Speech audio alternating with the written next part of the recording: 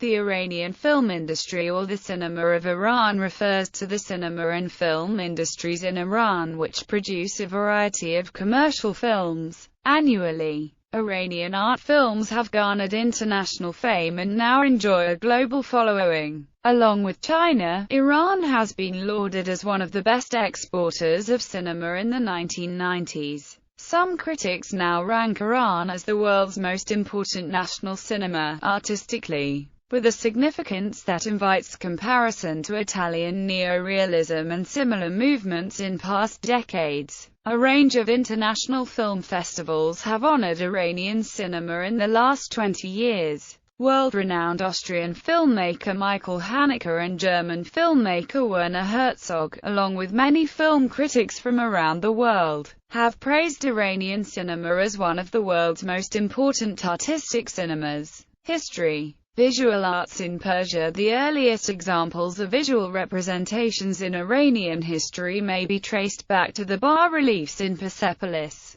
Bas-relief is a method of sculpting which entails carving or etching away the surface of a flat piece of stone or metal. Persepolis was the ritual center of the ancient kingdom of Achaemenid, and the figures at Persepolis remain bound by the rules of grammar and syntax. A visual language. Iranian visual arts may be said to have peaked about 1,000 years later during the Sasanian reign. A bas-relief from this period in Tak-e-Bostan depicts a complex hunting scene. Similar works from the period have been found to articulate movements and actions in a highly sophisticated manner. It is even possible to see the progenitor of the cinema close up, a wounded wild pig escaping from the hunting ground. Among these works of art, after the conversion from Zoroastrianism to Islam, a religion in which visual symbols were avoided, Persian art continued its visual practices. Persian miniatures provide great examples of such continued attempts. The deliberate lack of perspective in Persian miniature enabled the artist to have different plots and subplots within the same image space. A very popular form of such art was Pardeh Khani. Another type of art in the same category was Nakali.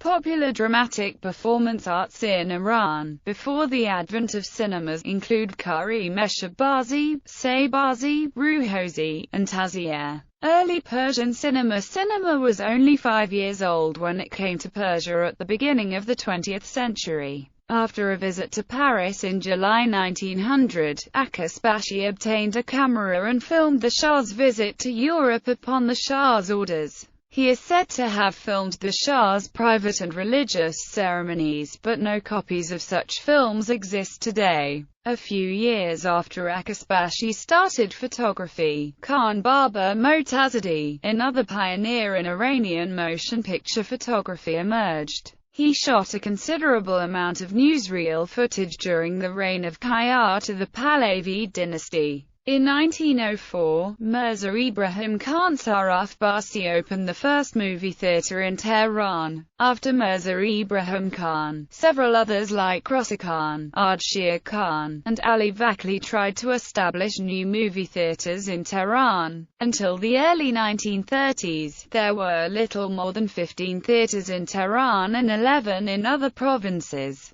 In 1925, Ovain Zoanian decided to establish the first film school in Iran. Within 5 years he managed to run the first session of the school under the name of Pavareshgahi Artistiya Cinema. 1930s and 40s. In 1930 the first Iranian silent film was made by Professor Ovain Zoanian called Haji Aga. In 1932 he made his second film titled Abi Rubi. Later that year, Abdul Hossein Sepenter made the first Iranian sound film, entitled Law Girl. Sepenter would go on to direct movies such as Ferdowsi, Shirin and Farhad, and Black Eyes. In 1937, he directed Layli and Majnoon, an Eastern love story similar to the English story of Romeo and Juliet. The present-day Iranian film industry owes much of its progress to two industrious personalities, Esmail Kushan and Farrokh Ghaffari. by establishing the first National Iranian Film Society in 1949 at the Iran Bastin Museum and organizing the first Film Week during which English films were exhibited.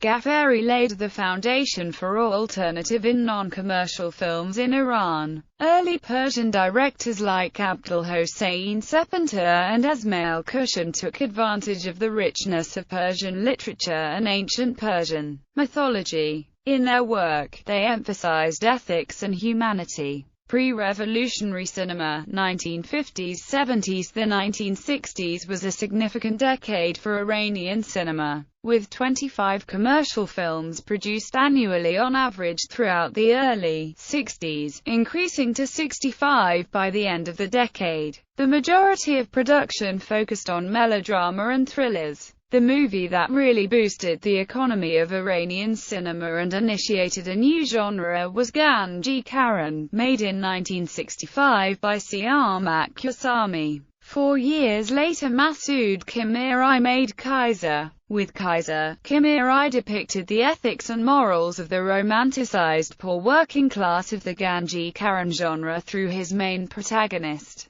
the titular Khizar. But Qamiri's film generated another genre in Iranian popular cinema, the tragic action drama, with the screening of the films Kaiser and The Cow, directed by Masoud Qamiri and Darius Merchou respectively in 1969. Alternative films established their status in the film industry. Attempts to organize a film festival that had begun in 1954 within the framework of the Gulrizan Festival bore fruits in the form of the Sepes Festival in 1969. The endeavors of Ali Mortazavi also resulted in the formation of the Tehran World Festival in 1973. Pre-revolutionary Iranian cinema produced notable movies such as The Bride of the Sea, by the late Arman Siavash, Persepolis, by the late Feridun Rahnama, The Brick and the Mirror, by Ibrahim Golstan, The House of God, by Jalal Mofaddam, The Husband of Ahu Khanum, by Davood Molipour. Post-revolutionary cinema. In the early 1970s, a new Iranian cinema emerged. However, following the revolution in 1979, a few filmmakers went into exile as Khomeini altered the focus in features.